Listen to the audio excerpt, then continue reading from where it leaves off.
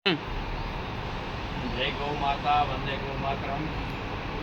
આજે પરશુરામ ગામની અંદર અમારા એક વજરાનંદી એવા નાગા ભગત પધાર્યા જોવા આ દત્તનાથ છે વિરમગામ વિસ્તારથી.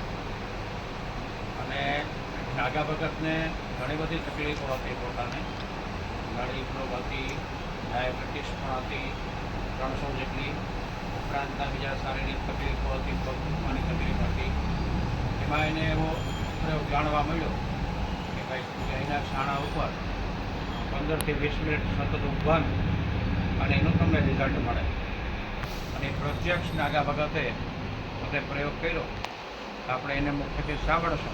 પહેલાં નાગાભાઈ તમારે કેટલી ડાયાબિટીસ હતી? આમ 300. પહેલાં 300 હતી. ત્યાં છાણા ઉપર ઊભવાનું ચાલુ કર્યું પછી 235 આવે. એ પછી 107 થઈ ગયું. હવે બહુ ન ઘટાડતા. બરાબર. અને બીજું આ તમને નસનો બ્લોકનો પ્રોબ્લેમ હતો?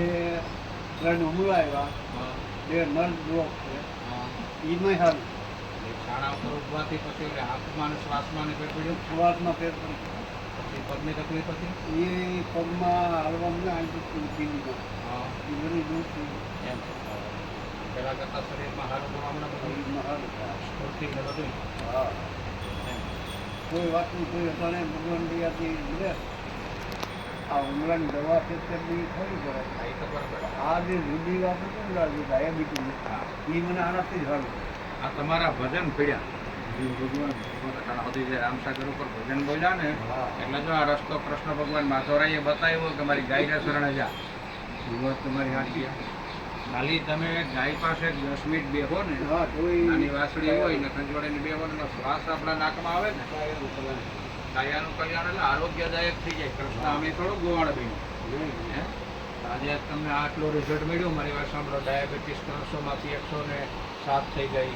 પગનો પ્રોબ્લેમ દૂર થઈ ગયો. જે નળી ડૉક્ટર બતાવે છતાં પણ એમાં ફાયદો જોવા મળ્યો આપણને. ખેતર દાવી જાવ એટલે તરત 1.5 લાખમાં વેચે નાખે. વાટ જ જોઈ. અને લોકો એમ કહે કે ડાયાબિટીસ મટે જ નહીં. ડૉક્ટર તો પાછા એમ જ કહે કે ડાયાબિટીસ ક્યારેય ન મટે. એમાં પાછી એક બીજી વાત છે. હા. 3 વર્ષ તો ગામની હતો અહીં આપેલા પૂરું. એ ગામની હતો મને દૂર થઈ ગયું. મટી ગયું? હા, મટી નકર નતો મટતો. નહીં છે છે. મોટું બે હવામાં તકલીફ 3 વર્ષ. એ આ પગ રાખવાથી એ લાભ થયો? હા, નથી. મેં 2 ફેરી માન્યતા કરી આપણે ગમતી થોડાક ન્યાય જેવું એથી કોઈ આમ સારું હતું. હા. આથી મને બહુ લાભ. પણ આના ઉપરથી એક વસ્તુ થઈ શકે કે આજથી 20-25 વર્ષ પહેલાં ડાયાબિટીસ રોગ નહોતા. હા. એનું કારણ શું હતું? આપણે ગાર માટીમાં હાલતા ને, તમે છાણા ઉપર ઊભો પેલા ગાર માટીમાં ફરતા ને આપણે ઉગાડા પગે, એટલે ઓટોમેટિક દોહાવને રિઝલ્ટ મળતું ને. આજે એ વસ્તુ નાબૂદ થઈ ગઈ. ફેશનના નામે લાદી આવી, હા. સિમેન્ટ આવી, નળિયા વયા ગયા. નળિયા છે એમાં હવામાં અવરજવર થતી, સ્લેબ ને અગાસી થઈ ગઈ, એમાં બંધ થયું બધું. બરાબર. પ્રકૃતિની વિરોધ ગયા આપણે. એટલે આ ગાયમાં તાકાત છે. પ્રશ્ન અમે ગોવાળ નથી. હા. આપણે અમદાવાદ થયો ને, સારું કહેવાય. આ બીજાની પ્રેરણા મળે ને તમારા ઉપર. ભગવાન સરસ થયો તો આજે તમે એ ઉત્તમ કહેવાય અમારા માટે. કોઈને પણ સારું થાય છે. બસ સાચો રસ્તો મળે તો સારું છે. લાભ મળે. દવાખાનામાં બરબાદ થાય, ગોળીઓ ખાવીને લૂંટાવું એ તો લૂંટમાં જ બેઠા. પછી મારા હાથ થયા 12 મને 18 બેઠક થઈ. 18 વખત બેઠા.